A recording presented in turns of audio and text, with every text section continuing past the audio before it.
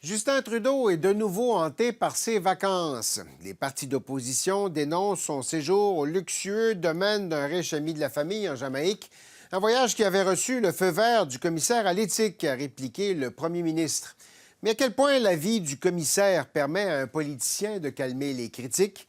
J'en ai discuté avec l'ex-commissaire au conflit d'intérêts et à l'éthique, Mario Dion. Mario Dion, bonjour, merci d'être avec nous. Bonjour. M. Dion, ex-commissaire au conflit d'intérêts et à l'éthique, vous avez décliné toutes les demandes d'entrevue dans le dossier de M. Trudeau la semaine dernière, mais on vous a invité pour comprendre un peu ce qui s'était passé, puis comment ça fonctionne, des vérifications avant le voyage, etc., etc. Merci d'être avec nous. Avec plaisir. Bon, commençons par la loi. La loi sur la loi que vous avez gérée comme commissaire. Qui est assujetti par cette loi-là? Cette loi-là date de 2006 d'abord, donc c'est important de préciser ça, c'est pas nouveau. Ça régit trois groupes, trois gros groupes. Le premier, c'est les ministres, les secrétaires d'État, les membres du personnel politique. Les gens dans le cabinet du ministre. C'est ça. OK. Et troisièmement, les gens qui sont nommés par décret. Quelques milliers de personnes. À peu près 3000 en tout. Bon, quand même. Ouais. Est-ce que les règles sont les mêmes pour tout le monde, que vous soyez un ministre, que vous soyez un membre nommé par un décret quelconque, à un conseil quelconque? Les règles sont identiques, que vous soyez ce membre du tribunal du travail social, par exemple, ou que vous soyez chauffeur du ministre de l'Agriculture ou de la ministre de l'Agriculture, ou que vous soyez le premier ministre, ce sont les mêmes règles. Non. On a beaucoup parlé, semble, au cours des dernières années, de votre travail. Qu'est-ce que cette loi-là tente de prévenir, essentiellement? Prévenir des situations qui sont soit latentes ou qui pourraient surgir soudainement, où on a un conflit entre le devoir, les fonctions qu'exerce une personne en tant que ministre, par exemple, ou en tant que chef de cabinet d'un bureau de ministre, et ses intérêts personnels. Et c'est des intérêts pécuniaires dont il s'agit. OK. C'est pas des autres intérêts là, romantiques. C'est vraiment artistiques. faire de l'argent avec quelque chose. C'est ça, la possibilité qu'il surgisse un conflit qui vous place dans un... que vous soyez tiraillé, en d'autres mots, entre vos responsabilités au plan public et votre intérêt personnel. Le premier ministre, la raison pour laquelle on en parle, évidemment, c'est que c'est le premier ministre qui était sur la sellette la semaine dernière, ses vacances en Jamaïque.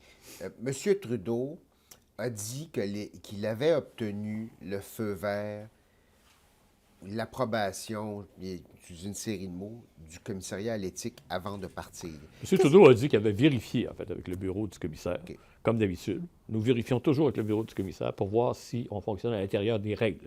C'est ce que je l'ai entendu dire, en OK. tout cas. Qu'est-ce que ça veut dire, ça? Donc, il vient chercher notre avis. J'ai OK. l'intention, premièrement, c'est pas lui qui vient, là, c'est quelqu'un qui travaille pour lui. On présume, oui. Ouais. Quoique des fois, ça vaudrait peut-être la peine que les gens viennent eux-mêmes, justement, pour éviter des distorsions, pour éviter des faits qui manquent. Okay? Donc, on vient nous voir. Généralement, vous pouvez sûrement deviner qu'on ne vient pas nous voir 6 mois à l'avance. Donc, généralement, ça se fait peu de temps avant l'événement. Et on nous donne les paramètres. Nous, on exprime une opinion par écrit. Une opinion simple. C'est un simple courriel, en fait. Ouais. Un conseiller. On a une dizaine de conseillers qui travaillent au bureau, qui travaillent encore. Chaque ministre a son conseiller, chaque chef de cabinet a son conseiller attitré. Dans le cas des ministres, des hauts fonctionnaires, etc., je voulais être impliqué dans chaque cas. Le conseiller dit « ça ne viole aucune disposition de la loi. À notre avis, vous pouvez procéder ».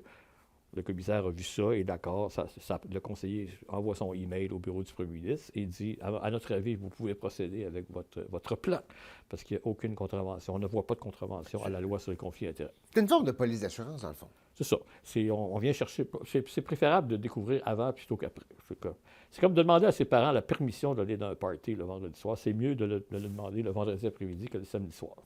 Il y a l'avis, évidemment, très légal. Voici la loi sur les conflits d'intérêts, voici la situation que vous me présentez. Ça me semble être correct. Puis il y a toute la question de la perception publique. Vous avez tweeté la semaine dernière. Acceptable légalement ne veut pas nécessairement dire que ce le sera au niveau de l'opinion publique. Qu'est-ce que vous voulez dire? Donc, il y a des situations où j'ai souligné aux gens qui sollicitaient notre avis, vous pouvez accepter telle chose.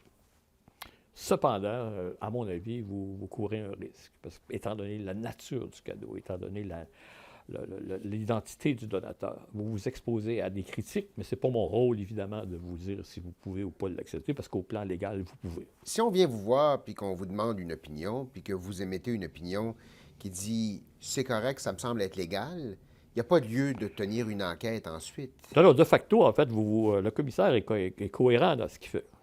On ne peut pas dire à une personne, ça va, tu peux faire telle chose, se revirer de bord un mois après puis lancer une enquête. Si les faits étaient connus, en fait, si on nous a caché quelque chose, un élément essentiel, là, ça change. J'utilise souvent l'exemple du party, là, mais c'est parce que un jeune va dans un party puis il oublie de mentionner que les parents ne sont pas là, par exemple, puis qu'il va y avoir 2000 personnes, des choses comme ça. C'est important de mentionner tous les paramètres quand on demande un avis.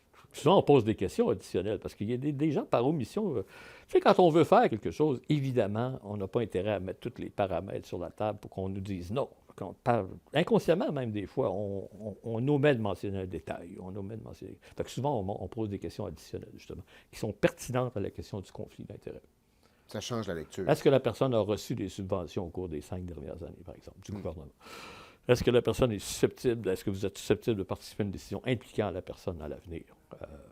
Puis nous, on essaie au mieux de notre connaissance d'évaluer la possibilité. Lorsqu'on est premier ministre, on est responsable de tout. Donc le potentiel est beaucoup plus grand que si on est ministre dans un secteur restreint.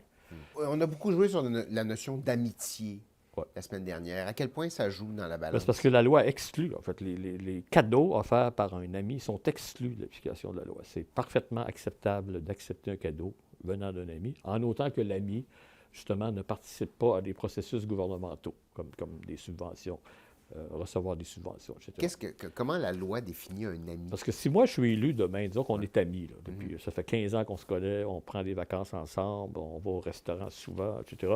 Je suis élu, la relation d'amitié continue d'exister. On peut continuer à aller manger au restaurant. Vous pouvez continuer de m'acheter un cadeau à Noël, il n'y a pas de problème. La loi prévoit ça à cause de ça, justement. La loi ne brise pas les relations préexistantes, les cadeaux qui sont normaux entre amis. Okay? Et quand on est amis, quand on est millionnaire, on a des amis qui offrent des cadeaux plus gros que lorsqu'on est ouvrier. C'est facile à comprendre. La loi ne met pas de limite quant à la valeur. Un cadeau provenant d'un ami est en soi acceptable. Mais il faut que ce soit un vrai ami, pas les amis de Facebook dont il s'agit. Okay. Ça marche. Ça compte pas, ça. Ça peut compter, mais il faut que ça soit plus durable. Donc, un jour, j'ai pesé sur le piton pour devenir votre ami. Mario Dion, merci infiniment. Bonne continuité de retraite. Merci beaucoup.